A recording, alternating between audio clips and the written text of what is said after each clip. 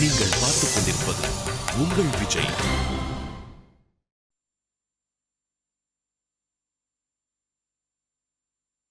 புதனின் ஆதிக்கத்தால் புத்திசாலித்தனமாக நடந்து கொள்ளும் உங்களுக்கு 7.5 சனி விலகி நிற்கிறது. பார்த்து சொல்றேன். குரு பெயர்ச்சி நிகழ்வதால் இனிமேல் வெற்றி உங்களுக்கு தொடங்கும். யாருங்க மிஸ்டர் ராமநாதன்?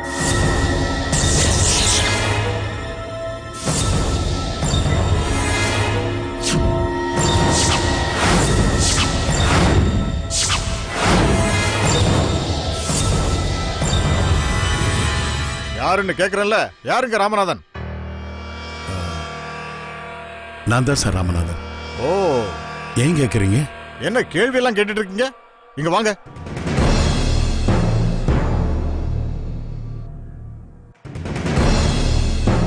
என்ன யோசிக்கிறீங்க? இங்க வாங்க.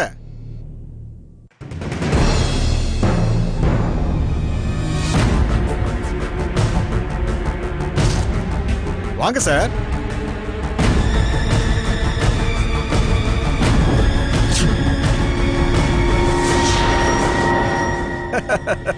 Congratulation mister Ramanathan. நீங்க நல்லாசிரியர் விருதுக்கு செலக்ட் ஆயிருக்கீங்க.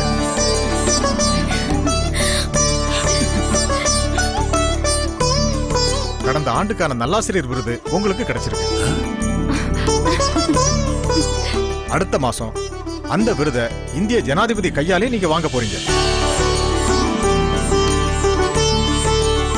அதுக்கான ஆர்டரையும் இந்திய அரசாங்கத்து சார்பா வாழ்த்தையும் சொல்லத்தான் கலெக்டர்ங்கிற முறையில நானே உங்க வீடு தேடி நேரடியா வந்திருக்கேன். ரொம்ப நன்றிங்க. இந்தாங்க அதுக்கான ஆர்டர். நீங்க சொல்றத என்னால் நம்பவே முடியல. உண்மையதான் சொல்றேன். உங்க டெடிகேஷனான சேவைய அரசாங்கம் உணர்ந்திருக்கு. அதான் கடந்த ஆண்டுக்கான அவார்டை உங்களுக்கு கொடுத்திருக்காங்க. அப்பா, நீங்க சாதிச்சிட்டீங்கப்பா. இந்த விருது உங்க சத்தியத்துக்கும் உங்க நேர்மைக்கும் கிடைச்ச விருதுப்பா. இப்படி ஒரு விருது நீங்க வாங்கி எங்க எல்லாருக்கும் பெருமை சேர்த்துட்டீங்கப்பா.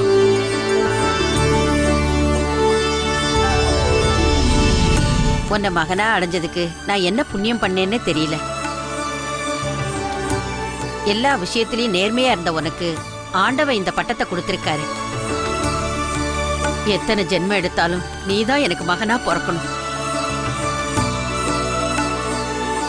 இந்த நாட்டிலேயே நல்லாசிரியர்னு பேர் எடுத்துட்டியே, அது போதுண்டா. பெத்த மனசு சந்தோஷத்துல பொங்குதுடா.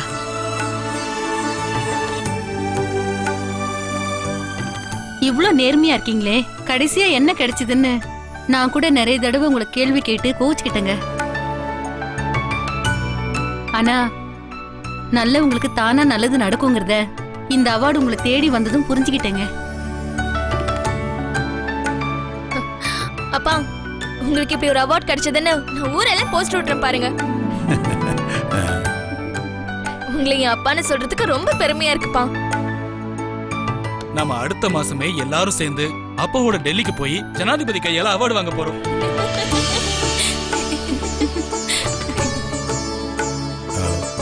எனக்கு இந்த அவார்டு கிடைச்சதுல உங்க எல்லாருக்குமே பெரிய பங்கு இருக்கு. நல்ல தாய், அன்பான மனைவி, பாசமுள்ள குழந்தைங்க, நீங்கெல்லாம் சரியா இருந்ததுனாலதான் நான் என் கடமையை சரியா செஞ்சு இந்த அவார்டுக்கு தகுதியாயிருக்கேன். ஏன் கலெக்டர் சார், எங்க மாமாவுக்கு இந்த விருதுனால என்ன கிடைக்கும்? என்னம்மா இப்படி கேட்டுட்டீங்க? இந்தியாவிலேயே சிறந்த நல்லாசிரியர்னு விருது வாங்குறது என்ன அவ்வளவு சாதாரண விஷயமா? இவருக்கு இந்தியா முழுசும் பேரும் புகழும் கிடைக்குமா? வெறும் பேரும் புகழும் தான் கிடைக்குமா? இந்த பணம்லாம் எதுவும் கொடுக்க மாட்டியலா? இருக்குமா. இந்த விருதோட 1 லட்சம் ரூபாய் பணமும் ஒரு வெள்ளி கோப்பையும் பரிசா கொடுப்பாங்க. என்னது? வெறும் 1 லட்சம் ரூபாய் பணமும் சின்ன வெள்ளி கப்பம் தான் கொடுப்பாங்களா? இந்தியாவிலேயே பெரிய கௌரவமான விருதுன்னு வேற சொல்றியே, அதுக்கேத்த தொகை இது ஒண்ணும் இல்லையே. நீங்க ஏதாவது கொஞ்சம் பெரிய மனசு பண்ணி ஒரு 6-7 லட்சம் ரூபாய் பணமும் கொடுத்துட்டு அப்படியே ஒரு தங்க காப்பம் கொடுத்தீங்கன்னா கொஞ்சம் நல்லா இருக்கும் சார். ஏன்னா வீட்ல கடன் ரொம்ப அதிகமாயிடுச்சு. அத்தை வேற எல்லா நகையும் அடமானம் வச்சுட்டாக. அதையெல்லாம் திருப்பணும்ல, அத. வேணி சும்மா இருமா. அட நீங்க சும்மா இருங்க அத்தை. நல்ல யோகம் வந்திருக்கு. கேளுங்க அத்தை, கேட்டு வாங்குங்க. மாமா வேற எப்ப பார்த்தாலும் அப்படியே நடந்துகிட்டே திரியறாரு. நம்ம கடன் எல்லாம் அடைச்சிட்டு அவருக்கு ஒரு வண்டி வாங்கி கொடுத்துருவோம். ஏன் சார், நான் தெரியாம தான் கேக்குறேன். இப்படி சும்மா நிக்கிறியலே, அந்த 1 லட்சம் ரூபாய் எந்த மூலைக்கு சார் பத்தோம்? இல்லம்மா, தப்பா எடுத்துக்காதீங்க. இது இந்திய அரசாங்கம் முடிவு பண்ண தொகை. நாங்க எதுவும் செய்ய முடியாது. என்ன சார் இப்படி சொன்னா எப்படி சார்? நீங்கலாம் எம்பிட்டு பெரிய கலெக்டர், ஏதாவது பார்த்து செய்யறது. ஐயோ அண்ணி, நாட்டுல விலைவாசி எல்லாம் எப்படி ஏறிக்கிட்டு இருக்குன்னு உங்களுக்கு தெரியாதா என்ன? என்னமா பண்றது? இந்த தொகையெல்லாம் ஏத்தணும்னா பாராளுமன்றம் கூடி முடிவு பண்ணா தான் முடியும். ஆத்தி, இதுக்கு கூட பாராளுமன்றத்துக்கு கூப்பிடுவாளா? அப்ப இதெல்லாம் சரிப்பட்டு வராதுங்க. சரி சரி, குடுக்கிற பணத்தையாவது சீக்கிரமா கொடுத்து அனுப்புங்க. அத வேற இன்னும் 1 மாசம்னு சொல்றிய? இல்ல, அவார்டு கொடுக்கறதுக்குன்னு சில முறைகள் இருக்குமா, அதன்படிதாம்மா கொடுப்பாங்க. என்ன முறையோ என்னவோ, நாங்க இருக்கிற கஷ்டத்துல நீங்க வேற இம்பிட்டு லேட்டா பணத்தை குடுக்கறிய. இதுல நாங்க எப்படி டெல்லிக்கு டிக்கெட் வேற போட்டு வரது? அத பத்தி எல்லாம் நீங்க கவலைப்பட வேண்டாம். பிளைட்ல டெல்லிக்கு போயிட்டு வர செலவெல்லாம் அரசாங்கமே ஏத்துக்கும். ஹாத்தி, பிளேட்ல போறனா? நான் டெல்லிக்கு பிளேட்லயா? ஐயோ மாமா, உங்க புண்ணியத்துல நான் பிளேட்ல பறக்க போறேன் மாமா. ரொம்ப யதார்த்தமான கேரக்டரா இருக்காங்களே. உங்க குடும்பத்தை பார்க்கும்போது எல்லாருமே குட் பர்சனா இருக்காங்க. உங்க வீட்டுக்கு வந்தது பர்சனலாவே எனக்கு ரொம்ப சந்தோஷமா இருக்கு. சரி மிஸ்டர் ராமநாதன், நான் கிளம்புறேன். மத்த டீடைல்ஸ் எல்லாம் நெக்ஸ்ட் மீட்ல பேசலாம். ஓகே? என்ன வந்ததும் வராததுமா கிளம்பிட்டிய? இருங்க, காபி தண்ணி குடிச்சிட்டு போலாம். இல்லம்மா, நீங்க சொன்னதே எனக்கு போதும்மா. உங்க மாமனார் பெரிய சாதனை படைச்சிருக்காரு. அவரை நல்லா கவனிச்சுக்குங்க. என்ன கலெக்டர் சார் இப்படி சொல்லிப்புட்டிய? இனிமேலு அவரை தூக்கி வச்சுக்கிட்டு உலகத்தையே சொத்த போறோம். நாங்க இவருக்கு கோவில் கட்டி தினமும் விருந்து கொடுத்து இவங்க தான் கடவுள்னு வணங்கி நிக்க போறோம். நீங்க வேணா பாருங்க.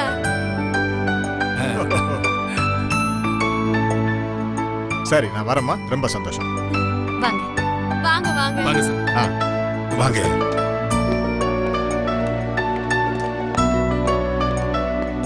அம்மா ஒரு நிமிஷம் வாங்க. இந்த இத வாங்கிக்கங்க. என்ன ஆசீர்வாதம் பண்ணுங்க. நல்லா இருப்பா, நீ மகராசனா இருக்கணும்.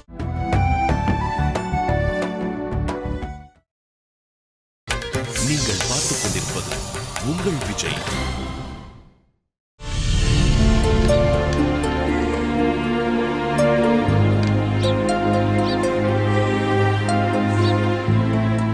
என்ன இது, வந்ததுல இருந்தே ஒரே மூட் அவுட்டா இருக்கான். வா மாப்ள, டக்குன்னு ஒரு ஆட்டத்தை ஆரம்பிப்போம். சந்திரு, வேணாண்டா, எனக்கு விளையாடுறதுக்கு மூடு இல்ல. என்ன மாப்ள, வந்ததுல இருந்து ஒரு ஆட்டம் கூட ஆடல, விளையாடுறதுக்கு மூடு இல்லைன்றிய? எனக்கு என்னமோ மனசே சரியில்லடா. ஏன்? டேய், என் பொண்டாட்டிக்கிட்ட நான் வேலைக்கு போறேன்னு போய் சொல்றது எனக்கு உறுத்தலாவே இருக்கு.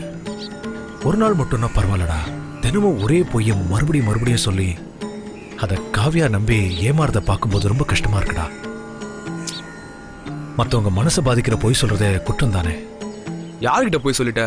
காவியா கிட்ட தானே. டேய், கட்னோ கிட்ட பொய் சொல்றதாண்டா கடைசியில குடும்பத்துல விரிசல் எடுத்துக்கு முத காரணம். நீ இன்னும் கல்யாணம் ஆகாதவன், உனக்கு மனைவியோட அருமை தெரியாது.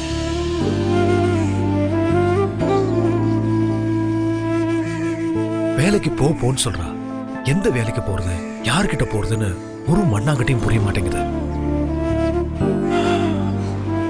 பேசாம தினக்கூலி வேலைக்கு போகுமா, டெய்லி 400 ரூபாய் கிடைக்கும். 400 ரூபாயா? உடனே என்ன வேலைன்னு திருப்பி கேப்பியே. டேய், என்னடா வேலை? எந்த வேலையா இருந்தாலும் பரவாயில்லடா, பணம் சம்பாதிக்கணும். அப்ப வா, கிளம்ப போலாம். டேய், எங்கடா போறோம்?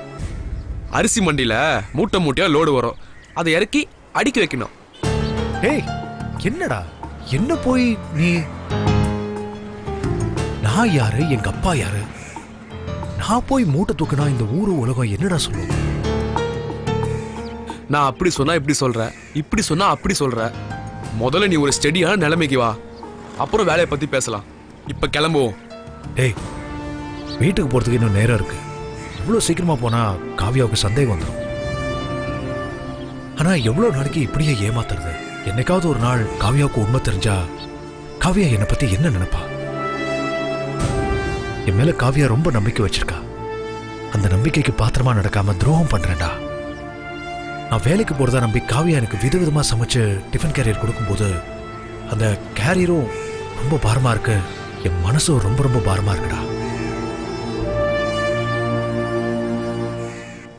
என் காவியாவால இந்த ஏமாற்றத்தை தாங்கவே முடியாது. பேசாம நான் காவியா கிட்ட உண்மையை சொல்லிடலான் இருக்கேன். வேணாம் தனுசு, நீ காவியா கிட்ட உண்மையை சொன்னாலும் நீ இவ்வளவு நாள் ஏமாத்துறத நினைச்சு அவங்க மனசு உடைஞ்சிருவாங்க. உண்மையை அவங்களா தெரிஞ்சுக்கிட்டாலும் தாங்க மாட்டாங்க தான்.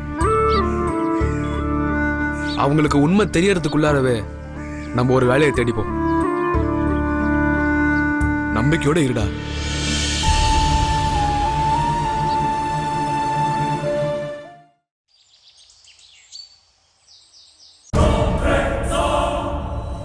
அந்த பொண்ணை எப்படியாவது கல்யாணம் பண்ணணுமே.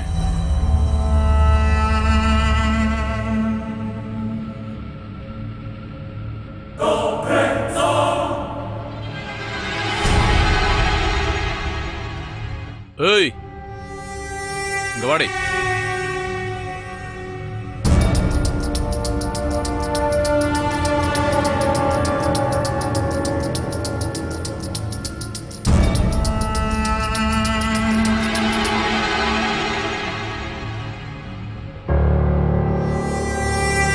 என்னங்க, என்னாச்சு?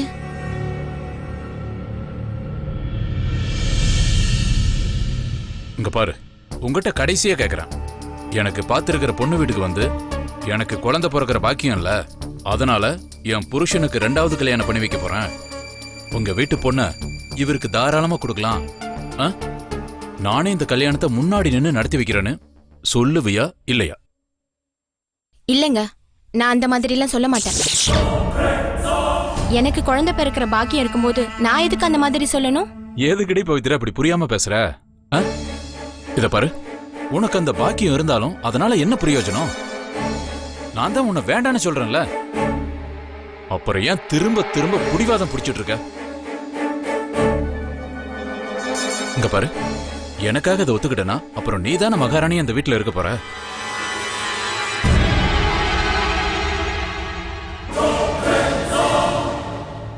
நல்லா யோசிச்சு பாரு. உன் தகுதிக்கு என்னை இப்படி கெஞ்ச வைக்கிறது கொஞ்சம் ஓவரா தெரியல? பேசாம உன் முடிவை மாத்திக்கிட்டு என் கூட வா. இப்பவே போய் சொல்லிட்டு வந்துருவோம். இங்க பாரு பவி, ஒரு 5 நிமிஷம் கூட ஆகாது. வா. நீங்க என்ன சொன்னாலும் நான் உங்க கூட வரமாட்டேன். இதுக்கு நான் சம்மதிக்கவும் மாட்டேன். ஓ, உனக்கு அந்த அளவுக்கு திமிரு பிடிச்சு போச்சா? எல்லாம் இந்த வீட்டுக்கு வந்த படிச்சவ பண்ற வேலை தாண்டி. அவ பேச்சையெல்லாம் கேட்டு ஆடாதடி. அவ படிச்சிருக்கா, அத பெருசா நினைச்சுக்கிட்டு திமிர்ல ஆடிட்டு இருக்கா. இத பாரு, அவளை பார்த்து நீயும் இப்படி இருக்கிறது சுத்த முட்டாள்தனம். இத பாருடி, காத்தடிக்கும் போது வானத்துல புறாவும் பறக்கும், காகிதமும் பறக்கும். அத பாக்குற நமக்கு காகிதமும் பறக்கிற மாதிரி தான் தெரியும். காத்து நின்னாலும் புறா பறந்துகிட்டே தான் இருக்கும். ஆனா காகிதம் ரோட்ல கிடக்கும். அந்த மாதிரி தான் நீ. காவியா பேச்ச கேட்டுட்டு நீ இப்படி எல்லாம் பண்ணிட்டு இருக்க. அவ எத்தனை நாளைக்கு தான் உனக்கு துணையா வருவா? திடீர்னு தனுஷ் அவளை வேண்டான்னு விட்டுட்டான்னு வையேன், அப்புறம் நீ யார் பேச்சுக்கு ஆடுவ? ஏய், காகிதம் ரோட்டுக்கு வர்ற மாதிரி நீயும் ரோட்டுக்கு வருவ. இந்த நிலைமையெல்லாம் உனக்கு தேவையா? பேசாம நான் சொல்றதை கேட்டுட்டு இந்த வீட்டு பூனைக்குட்டி மாதிரி செல்லமா இருக்கிற வழியை பாரு. நீங்க என்ன வெட்டி போட்டாலும் சாவேனே தவிர நான் வந்து உங்களுக்காக அப்படி பேச மாட்டேன். நீங்க இன்னொரு கல்யாணம் பண்ணிக்கவும் நான் சம்மதிக்க மாட்டேன்.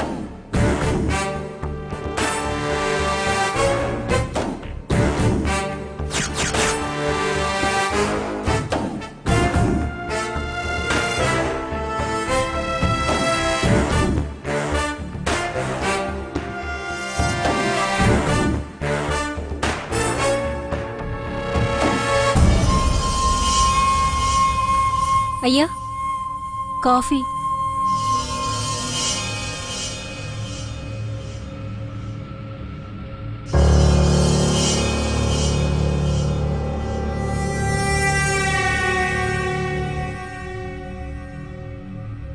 வலி. காஃபி ரொம்ப பிரமாதமா இருக்கு. குடிக்கணும் போல இருக்கு. அப்புறம் உங்ககிட்ட கொஞ்சம் தனியா பேசணும். வேலையெல்லாம் முடிச்சுட்டு மொட்டை மாடிக்கு வந்துரு. எதுக்குங்க ஐயா? பயப்படாத, எல்லாம் நல்ல விஷயம்தான்.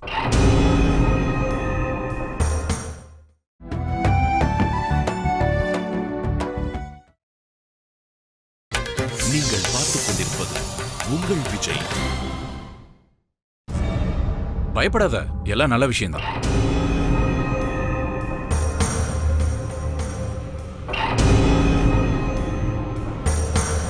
சரி.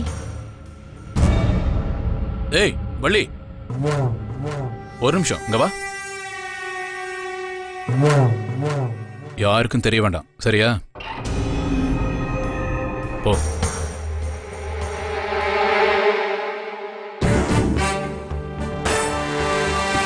இவளை வச்சு காரியத்தை சாதிச்சிட வேண்டியதான்.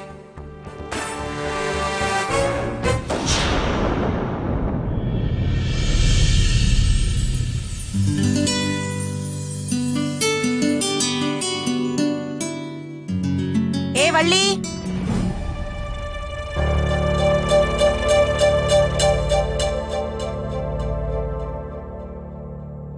ஏய் என்னடி நீ எப்ப பார்த்தாலும் எழுதிட்டே இருக்கிறவ? பெரிய எழுத்தாளர் மாதிரி 4 எழுத்து படிச்சுட்டா உங்களுக்கு எல்லாம் தலகால் புரியாதே. கையில பேனாவும் பேப்பரை வச்சுக்கிட்டு எழுத ஆரம்பிச்சிருவீங்களே.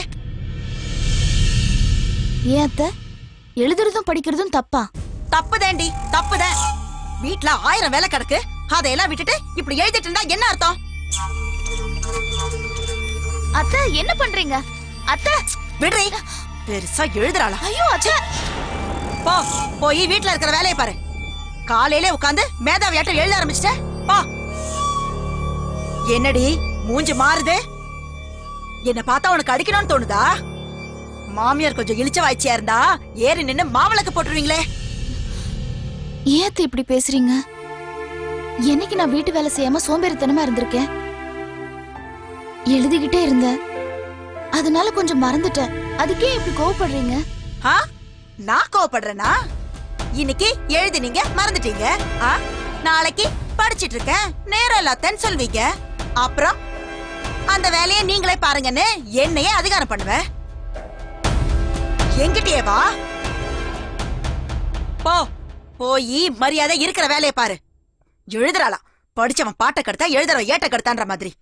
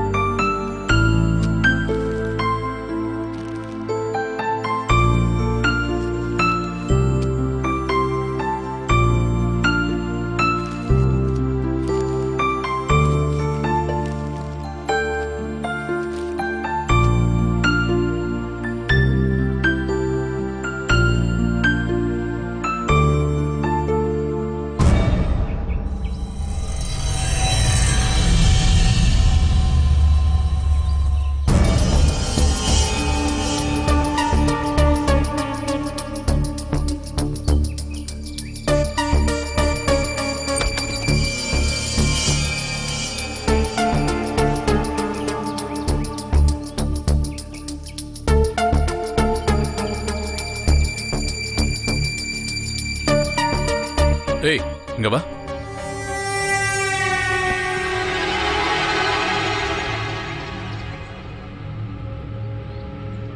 வள்ளி, எனக்கு உன் மூலமா ஒரு காரியம் சாதிக்கணும்.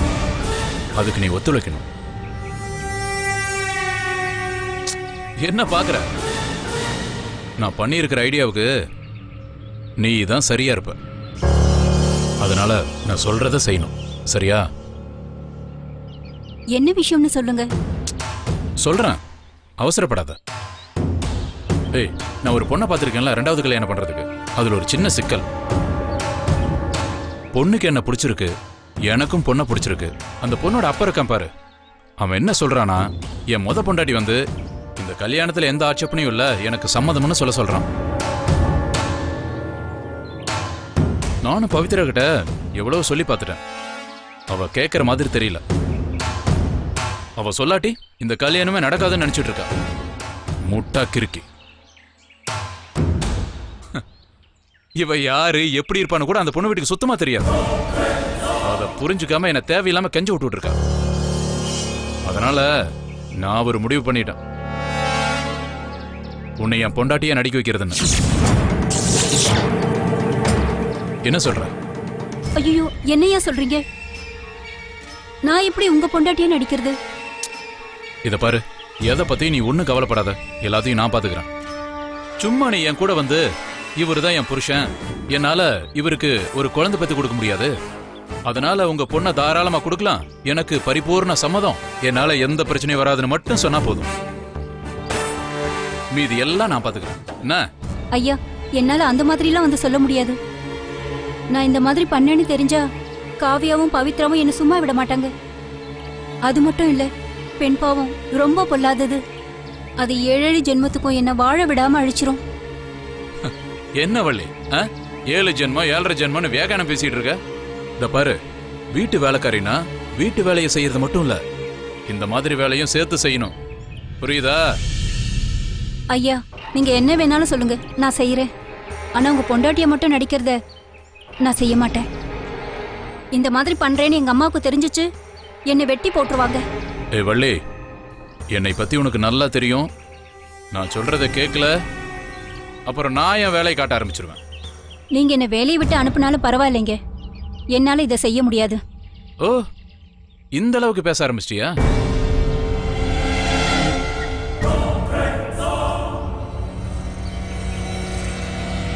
டேய் குட்டி புலி, அதான்டா நம்ம வீட்டுல வேலை செய்யறாள வேலைக்காரி வள்ளி, அவ ஆத்தா குடும்ப பிரச்சனையில தூக்கு போட்டு செத்து போயிட்டான்னு நாளைக்கு காலையில பேப்பர்ல நியூஸ் வரணும். டேய், வழக்கம் போல அடிச்சு கொன்னு தொங்க விட்டுரு, மத்தத நான் பாத்துக்கிறேன்.